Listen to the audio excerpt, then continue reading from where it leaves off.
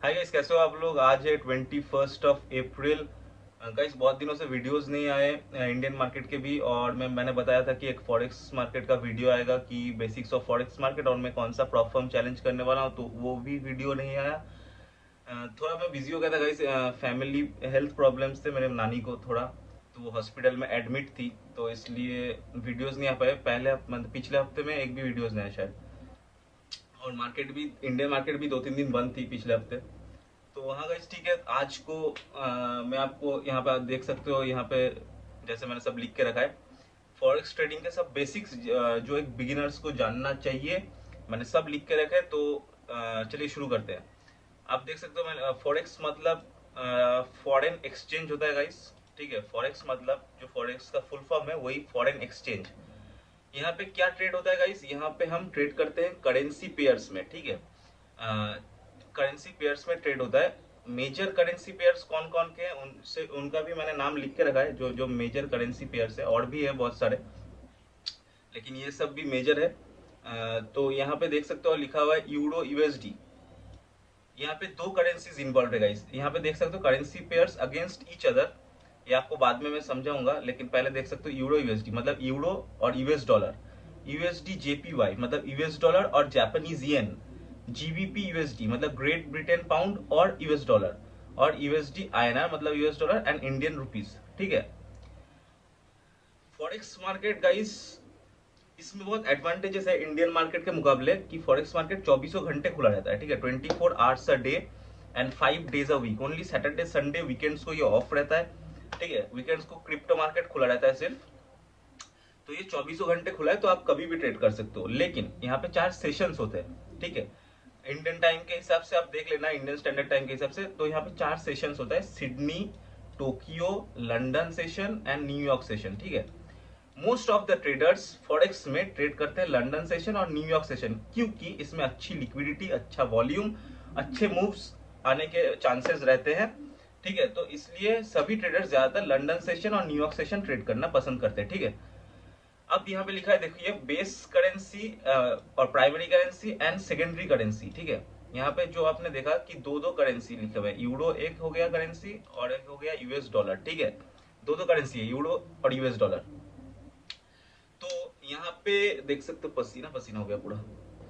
हाँ गाइस, तो हम लोग डिस्कस करते हैं बेस करेंसी और प्राइमरी करेंसी। यहाँ पे आप देख सकते हो यूरो और यूएसडी दोनों करेंसी है, यहाँ पे भी दो दो करेंसी है। तो ये क्या है, यहाँ पे देख सकते हो एक होता है जो पहला करेंसी होता है। ठीक है, यूरो यूएसडी का एग्जांपल लेते हैं हम लोग। यूरो यूएसडी में यूरो होता है बेस करेंसी, जो सब में जो पहला करेंसी रहता है वो रहता है बेस करेंसी और प्राइमरी करेंसी।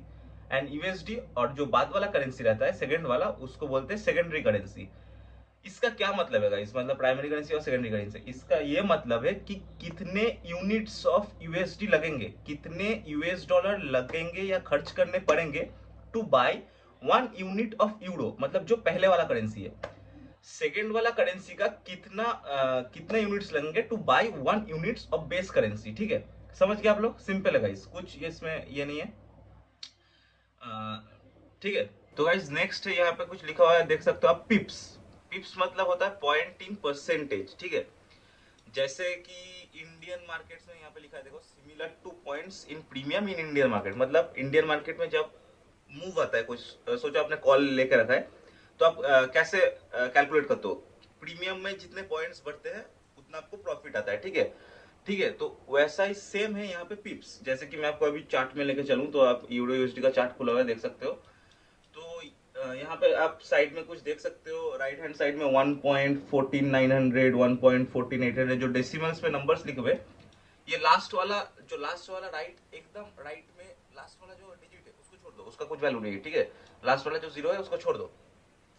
उसके पहले चार, मतलब डेसिमल के बाद चार जो डिजिट्स है उसका मतलब ये है। ठीक है, तो सोचो अगर मार्केट बढ़ के सपोज यहाँ से 1470, 1.1470 से मार्केट बढ़ के 1.1490 हो गया, तो कितने पिप्स का मूव हुआ गाइस, कितने पिप्स का मूव हुआ, ये हुआ 20 पिप्स का मूव। ठीक है, 20 पिप्स का मूव हुआ। तो आपको उस हिसाब से कैलकुलेट करना पड़ेगा। जैसे कि आप इंडियन मार्केट में लॉट साइजेस होते हैं, तो यहाँ पे भी लॉट साइजेस होते हैं। यहाँ पे लॉट साइजेस कैसे होता है, लॉट साइजेस होता है, एक स्टैंडर्ड लॉट होता है, ठीक है, माइक्रो लॉट होता है, मिनी लॉट होता है और नैनो लॉट होता है, ठीक है। ये 4 लॉट साइजेस है।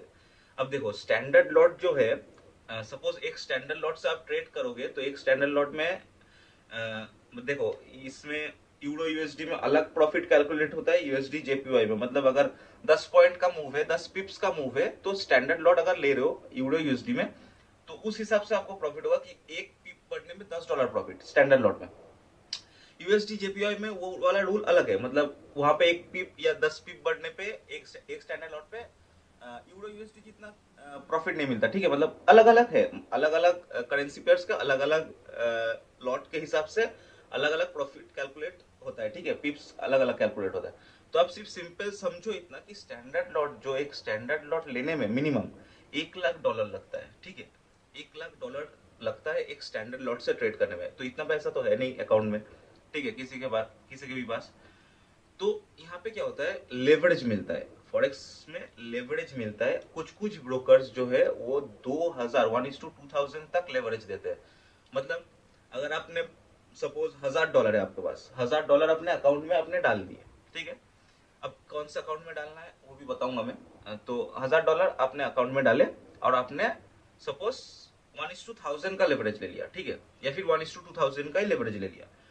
मैं बोलूंगा इतना लेवरेज मत लेना, क्योंकि पहले बता देता हूँ कि 1:2000 का लेवरेज आपने ले लिया, तो आपके पास $1000 था, तो आपके पास अभी $2 लाख हो गया।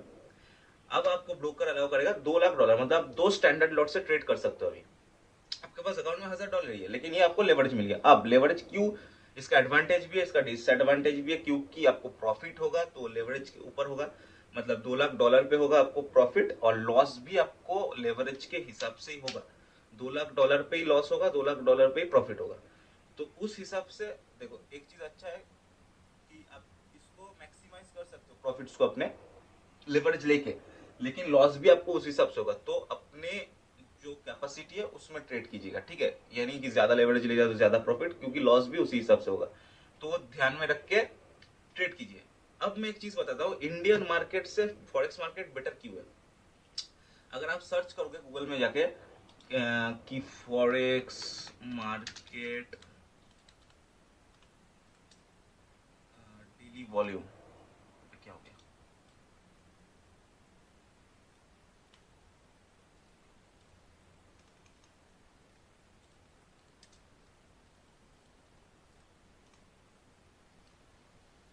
क्या लिखा है देख सकते हो आप। Forex trading volume is approximately $7.5 trillion according to the 2022 trillion central bank survey of forex and OTC derivative markets. $7.5 trillion ये डेली ट्रेडिंग वॉल्यूम है, ठीक है। इंडिया का जीडीपी कितना आपको पता है, शायद इससे आधा। इंडिया का जीडीपी शायद इससे आधा है, तो इसका डेली वॉल्यूम इतना है। तो इसमें जैसे कि इंडियन मार्केट में सबको पता है कि मैनिपुलेशन चलता है, मैनिपुलेशन होता है इंडियन मार्केट्स में, ठीक है। इसमें इतना बड़ा मार्केट है, यहाँ पे डेली वॉल्यूम ही $75 ट्रिलियन है, तो इसको मैनिपुलेट करना इस मार्केट को थोड़ा टफ है, मतलब ऑलमोस्ट इम्पॉसिबल है। फिर भी होता है कभी कभी, जिस दिन कुछ बड़ा सा न्यूज आता है तो होता है, लेकिन इसमें ऑलमोस्ट ना के बराबर है मैनिपुलेशन, ठीक है। इतना बड़ा मार्केट है ये, वर्ल्ड्स बिगेस्ट फाइनेंशियल मार्केट है ये, ठीक है। तो गाइस नेक्स्ट ये तो आपको पता चल गया, ठीक है। सेकंड एडवांटेज क्या होता है, सेकंड एडवांटेज है कि ये 24 घंटे खुला रहता है। मैं आपको नहीं बोलूंगा कि 24 घंटे आप ट्रेड करो बैठ के इसको, लेकिन अगर सोचो कोई ऑफिस वर्क से आ रहा है बाद में, मतलब 5 बजे आया, 6 बजे आया, तो ये इसको आके भी ट्रेड कर सकता है।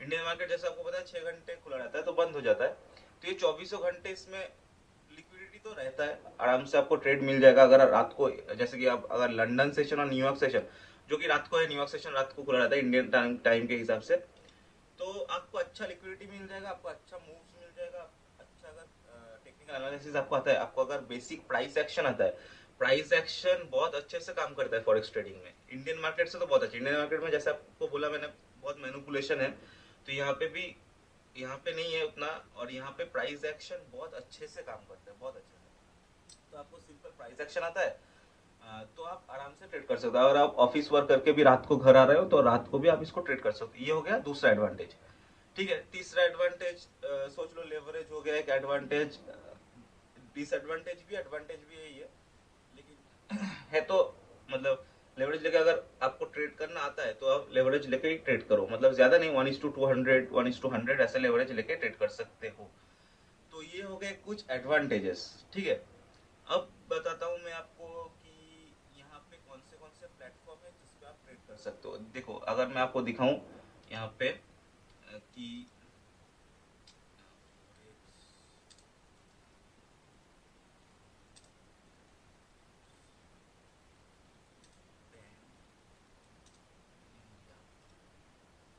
यहाँ पे देख सकते हो आप कुछ दिन पहले ये आया था, आरबीआई की तरफ से एक लिस्ट आया था जहाँ पे इन्होंने फॉरेक्स ट्रेडिंग के बहुत सारे प्लेटफॉर्म्स बंद कर दिए, बैन कर दिए। देख सकते हो updated the alert list, the name that are not permitted to trade in foreign exchange under the foreign exchange management act, FEMA. जो फेमा एक्ट है उसके अंदर बहुत सारे जो फॉरेक्स ट्रेडिंग प्लेटफॉर्म्स है उनको बंद कर दिए। यहाँ पे आप उनके नेम्स देख सकते हो, names that be added to the RBI alert list, ठीक है। यहाँ पे तो बहुत कम है, और भी बहुत जैसे कि फंडेड नेक्स्ट, बहुत सारे आपको फंडेड नेक्स्ट के ये प्रमोशन करते दिख जाएंगे, बहुत सारे इन्फ्लुएंसर्स, बहुत सारे, ठीक है। तो फंडेड नेक्स्ट भी बैंड है इंडिया में। एक्सनेस यहाँ पे देखो, the full list of unauthorised forex trading platforms, यहाँ पे एक्सनेस का नाम भी है, मतलब एक्सनेस एफटीएमओ, ये देखो एफटीएमओ का नाम है, एक्सनेस का नाम है, एफबीपी ट्रेड, एफएक्ससीएम, ऑक्टा एफएक्स, तो ये सब बंद है। ऑलिम ट्रेड ये सब बैंड हो गए इंडियन मार्केट्स में, ठीक है। तो अच्छा होगा यही कि आप इनमें ट्रेड ना करें, क्योंकि कभी भी आपका अकाउंट ब्लॉक हो सकता है, कुछ भी हो सकता है। तो पैसे डालोगे, पैसे ब्लॉक हो जाए फालतू में। एक्सनेस एक बहुत ही अच्छा प्लेटफॉर्म है गाइस, तो एक्सनेस में ट्रेड कर सकते हो। एक्सनेस में वैसे मैं भी ट्रेड करता हूँ, कुछ ऐसा प्रॉब्लम नहीं होता है एक्सनेस में, जब तक आप बहुत ज्यादा मतलब अमाउंट से ट्रेड नहीं कर रहे हो। अगर आप $1 लाख $2 लाख अकाउंट में डाल रहे हो तब प्रॉब्लम हो सकता है विथड्रॉल में, लेकिन मतलब किसी का अगर नजर जाएगा अकाउंट में तब, नहीं तो एक्सनेस अच्छे से काम करता है। यहाँ पे एक्सनेस के साथ डायरेक्ट कोई ट्रांजैक्शन आपका नहीं होता, जब आप डिपॉजिट करोगे, जब आप विड्रॉल करोगे, तो ये P2P होते हैं सारे, ठीक है। तो कुछ प्रॉब्लम नहीं होता एक्सनेस में वैसे अभी तक, तो आप एक्सनेस में ट्रेड कर सकते हो। मैं एक्सनेस का लिंक नीचे दे दूंगा आपको डिस्क्रिप्शन में। तो एक्सनेस एक बहुत अच्छा प्लेटफॉर्म है ट्रेड करने के लिए, बाहर तो बहुत चलता है, इंडियन में बैन करके रखा है, लेकिन कोई प्रॉब्लम नहीं होता, क्योंकि डिपॉजिट और विड्रॉल एक्सचेंज के साथ डायरेक्ट नहीं होता है, पीयर टू पीयर होता है, ठीक है, P2P होता है। तो हाँ गाइस, यही था आज का कुछ वीडियो। मैंने जितने भी फॉरेक्स के बेसिक्स है सब आपको बताने की कोशिश की है। जो जो मेन टॉपिक्स है, मेन पॉइंट्स है, सब मैंने कवर किया है। नेक्स्ट जो वीडियो आएगा उसमें मैं फंडेड अकाउंट बाय करूंगा आप लोगों के सामने, और बताऊंगा आपको कौन सा। अभी बहुत सारे प्रॉफर्म्स निकल गए गाइस, ठीक है, तो अभी बहुत सारे प्रॉफर्म्स निकल गए, तो आपको ध्यान रखना पड़ेगा कि आपका अकाउंट, क्योंकि इनके बहुत सारे हिडन रूल्स होते हैं, ठीक है। मैं आपको नेक्स्ट वीडियो में सब कुछ बता दूंगा, इनके बहुत सारे हिडन रूल्स होते हैं, कौन से टॉप प्रॉफर्म्स है अभी, ठीक है, जिसमें आपको विथड्रॉल में, पे आउट में कुछ प्रॉब्लम नहीं होगा। तो हाँ गाइस, मिलते हैं आपको नेक्स्ट वीडियो में, तब के लिए बाय। ये तो आपको